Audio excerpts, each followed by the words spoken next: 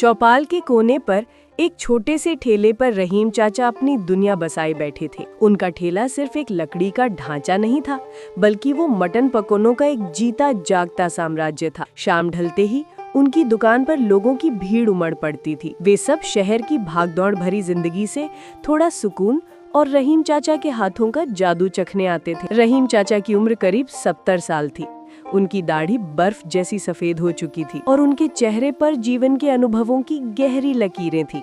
लेकिन उनकी आंखों में एक ऐसी चमक थी जो उनकी पाक कला के प्रति उनके अटूट जुनून को बयां करती थी। उनके मटन पकौड़े सिर्फ मांस और बेसन का मिश्रण नहीं थे, वे उनकी वर्षों की तपस्या, प्रेम और एक गुप्त मसाले का परिणाम थे, जिसके बारे में सिवा उनके कोई नहीं जानता था।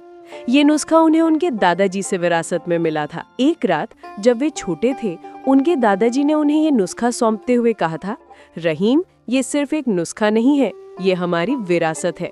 इसमें हमारे परिवार की आत्मा बसी है, इसे हमेशा पवित्र रखना। रहीम चाचा ने उस दिन कसम खाई थी कि इस स्वाद को वे कभी बदलने नहीं देंगे। पकौड़े तलने से पहले वे मटन को घंटों तक खास मसालों के मिश्रण में मैरिनेट करते थे। इसमें अदरक, लहसुन, धनिया और कुछ और जादुई चीजें शामिल होती थीं।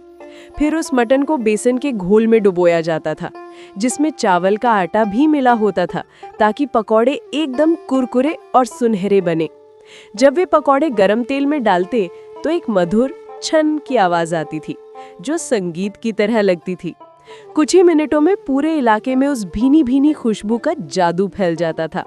ये खुशबू इतनी मनमोहक थी कि पास से गुजरने वाले हर शख्स के कदम खुद ब खुद उस ठेले की तरफ मुड़ जाते थे। लोग अपनी शाम को और भी खुशनुमा बनाने के लिए रहीम चाचा के पकौड़ों का इंतजार करते थे। पकौड़े सुनहरे भूरे रंग के हो जाते थे और उन्हें कागज की पुड़िया में हरी चटनी और प्याज के लच्छों के साथ परोसा जाता था। एक दिन शहर में अचानक मसालों की किल्लत हो गई। रहीम चाचा का खास मसाला भी बाजार से गायब हो गया। ये उनके लिए एक बड़ी मुसीबत थी। बिना उस मसाले की उनके पकौड़ों का स्वाद अधूरा था। उन्होंने हर दुकान, हर गली की छानबीन की, पर वो मसाला कहीं नहीं मिला। उदास होकर उन्होंने सोचा कि आज दुकान बंद ही रखते हैं। लेकिन फिर उन्हें अपने उन ग्राहकों का ख्याल आया जो बेसब्री से उनके दुकान पर आने का इंतजार कर रहे होंगे। वे सब उनके पकौड़ों के दीवाने थे। उन्होंने हिम्मत की और सिर्फ साधारण मसालों से पकौड़े बनाए, पर उनका मन संतुष्ट नहीं था। पहली बार उनके पकौड़ों में वो जादुई स्वाद नहीं था। एक युवा ग्राहक जो सालों से उनके पकौड़े खा रहा था, उसने पहला ही पकौड़ा चखा और तुरंत पहचान गया कि कुछ कमी है। चाचा, क्या बात है? आज स्वाद में वो बात नहीं है? रमेश ने धीरे से पूछा। रहीम चाचा की आंखों में उदासी उतर आई। उन्होंने सारी बात बताई कि कैसे उनका खास मसाला खत्म हो गया है और अब वो कहीं नहीं मिल रहा है। वो मसाला कहाँ मिलता था, ये तो बताइए, रमेश ने तुरंत पूछा। रहीम चाचा ने बताया कि वो एक पुराने दोस्त से लेते थे जो अब शहर से दूर रहता है और शायद उसने अपनी दुकान बंद कर दी है। रमेश ने बिना देर के अपने मोबाइल से अपने दोस्तों को फोन लगाया। उसने हर संभव जगह से पता करने की कोशिश की।